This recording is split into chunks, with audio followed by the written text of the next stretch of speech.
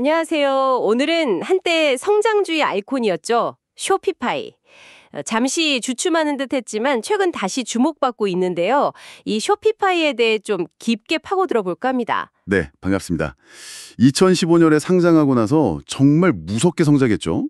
전자상거래 시장에서 빼놓을 수 없는 플레이어가 됐고요. 맞아요. 근데 몇 년 전에 좀 어려움을 겪는 모습도 보였잖아요. 네, 그랬었죠. 하지만 최근에 보여주는 모습들을 보면 뭔가 새로운 전략으로 다시 기대를 모으고 있는 것 같아요. 그래서 오늘 저희가 한번 제대로 보려는 거죠. 쇼피파이라는 회사가 도대체 뭘 하는 곳이고 최근 반등은 어떻게 가능했는지 그리고 뭐랄까 앞으로도 계속 잘 나갈 수 있을지. 특히 그 질문, 2026년까지 S&P 500 지수를 정말 넘어설 수 있을까? 하는 이야기도 나오던데 한번 따져볼 만한 주제인 것 같습니다. 좋습니다. 그럼 먼저 쇼피파이가 어떻게 그렇게 많은 판매자들을 끌어들였는지 그 핵심 경쟁력부터 좀 짚어볼까요? 가장 큰 매력은 역시 그거죠. 코딩 같은 거 몰라도 누구나 진짜 전문가처럼 보이는 온라인 스토어를 쉽고 빠르게 만들 수 있다는 거. 아, 쉽게 만든다는 점, 그게 핵심이군요. 네. 온라인 판매 시작하려는 분들한테는 이게 가장 큰 장벽이었거든요. 그걸 확 낮춰준 거죠. 근데 그냥 웹사이트 만들어주는 툴, 뭐 그런 건 아니잖아요. 아마존 같은 데랑은 어떻게 다른 거죠? 아, 그거 좋은 질문이신데요. 쇼피파이는 그냥 웹사이트 빌더가 아니에요. 뭐랄까, 판매자가 사업하는 데 필요한 거의 모든 걸 한 곳에서 다 해결해주는 일종의 커머스 운영체제라고 보는 게 더 맞을 것 같아요. 퍼거허스 운영체제요? 좀 더 구체적으로 설명해 주실 수 있나요? 네. 그러니까 상품 올리고 관리하는 것부터 재고 파악, 주문 처리, 결제 시스템 붙이는 거, 또 마케팅 도구나 고객 데이터 분석까지 이 모든 걸 쇼피파이 플랫폼 안에서 다 할 수 있게 지원해 주는 거죠. 와, 그럼 판매자 입장에서는 여기저기에 다른 서비스 찾아다닐 필요 없이 쇼피파이 하나로 다 해결이 되는 거네요. 시간도 아끼고 노력도 덜 들고. 바로 그겁니다. 그러니까 이게 그냥 편리함을 넘어서서 강력한 생태계를 만드는 원동력이 되는 거죠. 생태계라면 구체적으로 어떤 식으로요? 판매자들이 처음엔 디자인 템플릿 고르고 시작하잖아요. 그러다 보면 필요한 기능들이 생기는데 그럴 때마다 앱스토어에서 앱을 추가해서 자기 스토어를 계속 맞춤 설정해 나갈 수 있어요. 아, 앱스토어처럼 기능 확장이 가능하다는 거군요. 네. 이 과정에서 판매자는 점점 쇼피파이에 익숙해지고 또 자기 데이터도 계속 쌓이게 되죠. 그럼 나중에 다른 플랫폼으로 옮기기가 점점 더 어려워서요. 그게 바로 락인 효과군요. 한번 발들이면 빠져나가기 어려운. 맞습니다. 판매자한테는 편리함을 주고 쇼피파이는 안정적인 고객과 수익을 얻는 서로 윈윈하는 구조라고 할 수 있죠. 이게 결국 쇼피파이가 아마존과는 다른 매력을 제공하면서 특히 자기 브랜드를 키우고 싶은 판매자들에게 딱 맞는 선택지가 된 이유겠네요. 그렇습니다. 아마존은 워낙 크니까 트래픽은 보장되지만 내 브랜드를 독립적으로 알리기는 좀 어렵잖아요. 반면에 쇼피파이는 판매자 본인의 브랜드를 전면에 내세우고 고객과 직접 소통할 수 있게 도와주죠. 이 통합 솔루션하고 브랜드 중심 전략이 쇼피파이의 아주 강력한 경쟁 우위라고 볼 수 있습니다. 그런데 쇼피파이가 항상 이렇게 잘 나가기만 한 건 아니었잖아요. 몇 년 전에 팬데믹 이후였나요? 성장세가 꺾이고 주가도 엄청 떨어지면서 위기설까지 나왔었죠. 그때 정확히 무슨 일이 있었던 거죠? 네, 여러 가지가 좀 복합적으로 작용했어요. 일단 거시 경제가 안 좋아지면서 소비 심리가 위축된 영향도 있었고요. 그렇죠. 엔데믹 되면서 온라인 쇼핑 열기도 좀 식었고요. 맞아요. 그런 외부 요인도 있었지만 내부적으로는 쇼피파이가 좀 야심차게 투자했던 물류 사업, 그 쇼피파이 풀필먼트 네트워크가 생각보다 큰 부담이 됐어요. 아, 그 물류 사업이요? 판매자들 배송까지 직접 다 해주겠다는 거 아니었나요? 그게 왜 문제가 된 거죠? 아이디어는 좋았죠. 근데 아시다시피 물류라는 게 초기 투자 비용도 엄청나고 운영 비용도 계속 들어가잖아요. 근데 수익성은 생각만큼 안 나왔던 거죠. 아마존처럼 규모의 경제를 만들기가 쉽지 않았겠군요. 네, 단기간에는 어려웠던 거죠. 결국 이 고비용 구조가 쇼피파이 전체 수익성을 좀 갉아먹는 요인이 됐습니다. 그런 위기 상황에서 쇼피파이는 어떻게 대처했나요? 굉장히 빠르고 과감한 결정을 내렸어요. 수익이 잘 안 나던 그 물류 사업 부문 전체를 플렉스포트라는 물류 전문 회사에 팔아버렸죠. 과감했네요. 그럼 비용 구조는 개선됐겠군요. 네, 그리고 동시에 핵심 서비스인 소프트웨어 구독료 있잖아요. 그 가격을 꽤 큰 폭으로 올렸습니다. 물류는 팔고 가격은 올리고 이거 뭐랄까 고객들 반발은 없었나요? 좀 위험한 결정 아니었을까 싶은데요. 물론 가격 인상에 대해서 일부 판매자들은 불만이 있었을 거예요. 하지만 쇼피파이가 제공하는 그 가치, 그리고 이미 만들어진 생태계의 락인 효과 때문에 뭐 대규모 이탈 같은 건 없었던 걸로 보입니다. 아하. 오히려 시장에서는 이런 전략적인 결정, 그러니까 비용 구조를 확 바꾸고 핵심 사업의 수익성을 높이는 결정을 상당히 긍정적으로 평가했어요. 결과적으로는 성공적인 턴어라운드 전략이었다. 이렇게 볼 수 있겠군요. 그럼 실제 재무지표에도 좋은 변화가 있었나요? 네, 물류 사업 정리하고 나서 비용 구조가 확실히 좋아졌고요. 가격 인상 효과까지 더해지면서 흑자 전환에도 성공하고 잉여 현금 흐름도 계속 플러스를 기록하고 있습니다. 오, 현금 흐름이 좋아졌군요. 네, 분기별 매출 성장률도 다시 두 자릿수로 올라서면서 꽤 견조한 모습을 보이고 있어요. 이건 쇼피파이가 위기 때 핵심에 집중하고 수익성 중심으로 전략을 잘 바꿨다는 걸 보여주는 사례죠. 위기를 넘어서니까 또 다른 기회가 보이는 것 같아요. 최근에 오픈 AI하고 협력한다는 소식이 있던데 챗GPT 안에서 쇼피파이 상품을 바로 검색하고 살 수 있게 된다는 거 맞죠? 이게 정확히 어떤 의미일까요? 그냥 판매 채널 하나 더 생기는 거 이상일 것 같은데요. 맞습니다. 이게 단순히 챗봇에서 물건 파네 이 정도가 아니에요.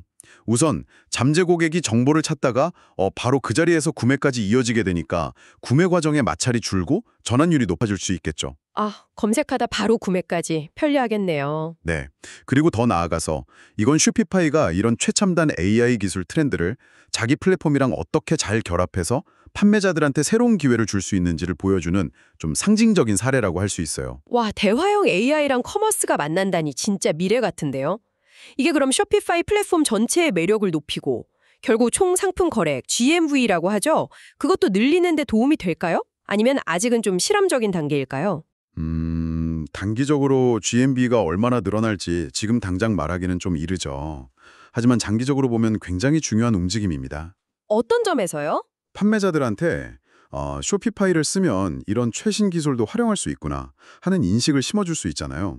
그럼 플랫폼 자체의 매력도가 올라가죠. 그리고 잠재적으로는 AI 기반의 더 개인화된 쇼핑 경험을 제공하는 발판이 될 수도 있고요. 그렇군요. 쇼피파이 생태계가 더 풍부해지는 효과가 있겠네요. 네, 그렇죠. 이런 혁신 덕분인지 이미 미국 전자상거래 시장에서 쇼피파이의 입지가 상당하더라고요. GMV 기준으로 12% 이상 점유율이면 이거 뭐 사실상 아마존 다음이라고 봐도 되는 수준 아닌가요? 네, 점유율 숫자 자체도 대단하지만 더 중요한 건 쇼피파이가 내세우는 가치, 그러니까 독립적인 판매 채널 구축이라는 게 시장에서 먹히고 있다는 증거라는 점이에요. 아, 아마존과는 다른 가치를 제공하면서도 시장 점유율을 확보했다는 점. 그렇죠. 아마존이라는 그 거대한 공룡과 경쟁하면서도 자기만의 영역을 확실하게 만들고 있는 거죠. 오픈 AI와의 협력 같은 것도 이런 입지를 더 단단하게 만들려는 전략의 하나로 볼 수 있고요. 그렇다면 장기적인 그림은 어떨까요? 전자상거래 시장 자체가 앞으로도 계속 커질 거라는 전망이 많던데요. 맞습니다. 근데 놀라운 건 미국 같은 경우 아직도 전체 소매 판매에서 전자상거래가 차지하는 비중이 16%대에 불과하다는 거예요. 2분기 기준으로요. 네, 16%요. 생각보다 훨씬 낮은데요. 우리 주변만 보면 뭐 거의 다 온라인으로 사는 것 같은데. 그렇죠. 우리나라처럼 온라인 쇼핑이 훨씬 더 깊숙이 들어온 나라랑 비교하면 미국 시장은 아직도 성장할 여지가 엄청나게 크다는 뜻입니다. 왜 앞으로도 계속 이 시장이 커질 거라고 보는 건가요? 뭔가 근본적인 이유가 있을까요? 몇 가지 이유가 있죠. 기업 입장에서는 오프라인 매장 운영하려면 임대료, 인건비, 뭐 이런 고정비가 엄청나잖아요. 이걸 줄일 수 있죠. 그렇죠. 비용 절감이 크겠네요. 네. 그럼 그 돈으로 상품 가격을 낮추거나 아니면 뭐 새로운 기술 개발에 투자할 수도 있고요. 소비자 입장에서는 시간, 장소 구애 안 받고 정말 비교도 안 될 만큼 다양한 상품을 볼 수 있고 가격 비교도 쉽고 클릭 몇 번 하면 집 앞까지 오잖아요. 편리함은 정말 거부하기 어렵죠. 네. 이런 구조적인 장점 때문에 디지털 전환은 뭐 거스를 수 없는 큰 흐름이라고 봐야죠. 그런 거대한 시장 성장 흐름 속에서 쇼피파이가 계속 혜택을 볼 거라고 확신할 수 있을까요? 경쟁도 점점 심해질 텐데요. 아마존 말고도 뭐 빅커머스 같은 경쟁자들도 있잖아요. 물론 경쟁은 항상 있죠. 근데 쇼피파이가 그동안 쌓아온 몇 가지 강력한 해자, 그러니까 방어막 같은 게 있어요. 아까 말씀드린 전환 비용이 대표적이죠. 아, 락인 효과요? 네. 한번 쇼피파이 위에서 시간과 노력을 들여서 스토어 만들고 운영 노하우 쌓고 데이터 쌓은 판매자는 다른 데로 쉽게 옮겨가기가 정말 어려워요. 데이터 옮기는 것도 복잡하고 직원들 다시 교육해야 하고 새로운 시스템에 적응해야 하고 고려할 게 너무 많거든요. 확실히 한번 익숙해지면 바꾸는 게 큰일이겠네요. 또 다른 경쟁 우위는 없을까요? 음, 강력한 브랜드 인지도도 무시 못하고요. 그리고 굉장히 넓은 파트너 개발자 생태계가 있다는 것도 중요해요. 네. 수많은 외부 개발자들이 쇼피파이 앱스토어에 다양한 기능들을 만들어서 올리고 마케팅 대행사나 웹 디자이너 같은 파트너들이 쇼피파이를 기반으로 서비스를 제공하면서 이 생태계 전체가 같이 커나가는 구조거든요. 아, 혼자 다 하는 게 아니라 같이 커가는 구조군요. 그렇죠. 그리고 이미 175개가 넘는 나라에 진출하면서 쌓아온 글로벌 운영 경험이나 노하우 같은 건 사실 후발주자들이 쉽게 따라오기 어려운 자산이죠.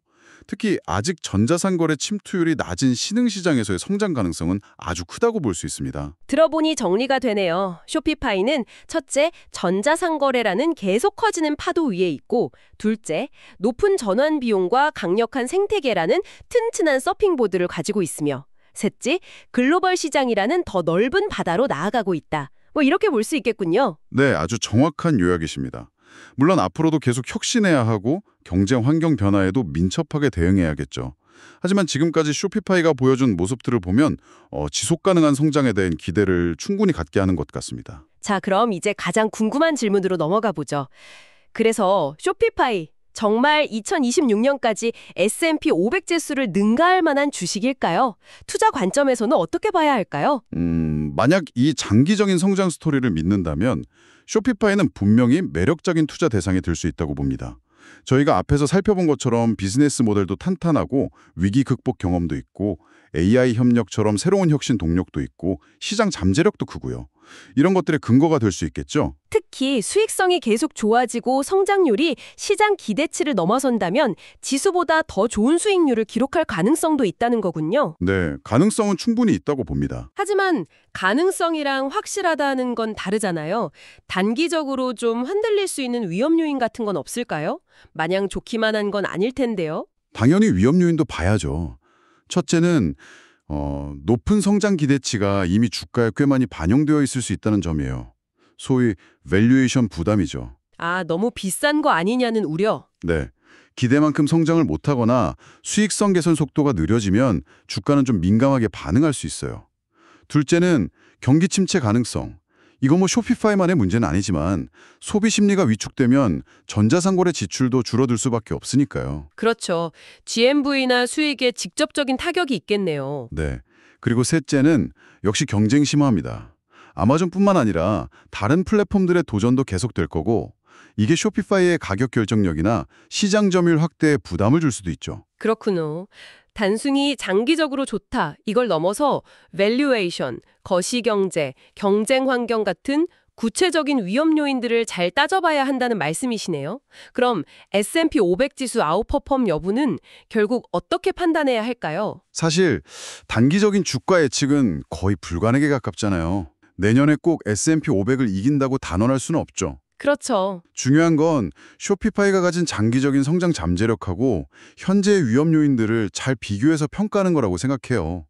만약 쇼피파이가 예상보다 더 빨리 수익성을 개선하고 AI 통합 같은 혁신으로 새로운 성장 동력을 잘 만들고 글로벌 확장도 성공적으로 해낸다면 지수를 능가할 가능성은 충분히 있죠. 하지만 반대로 위험 요인들이 현실화되면 어려울 수도 있고요. 맞습니다. 결국 단기적인 변동성에 너무 흔들리기보다는 이 회사의 핵심 경쟁력이 잘 유지되고 있는지, 성장 스토리가 여전히 유효한지를 계속 점검하는 장기적인 관점이 필요한 거죠. 네, 명확하게 이해가 됩니다.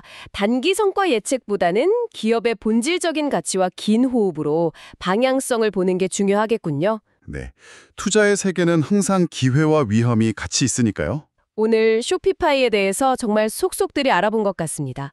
온라인 판매의 문턱을 낮춘 혁신적인 비즈니스 모델에서 시작해서 위기를 극복하고 수익성을 찾아가는 과정, 또 AI 시대에 발맞춘 새로운 시도들, 그리고 거대한 글로벌 시장 잠재력까지 왜 많은 분들이 쇼피파이에 주목하는지 알 수 있는 시간이었네요. 네, 특히 그 판매자 중심의 통합 솔루션, 그리고 그로 인한 높은 전환 비용, 이게 쇼피파이의 지속적인 성장을 떠받치는 아주 핵심적인 동력이라고 생각합니다.